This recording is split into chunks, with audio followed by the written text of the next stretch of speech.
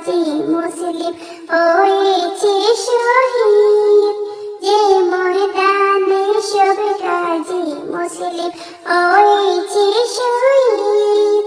অমর রমজানের ওই রোজার শেষে এলো খুশির ঈদ, অমর রমজানের ওই রোজার শেষে এলো খুশির ঈদ। আজ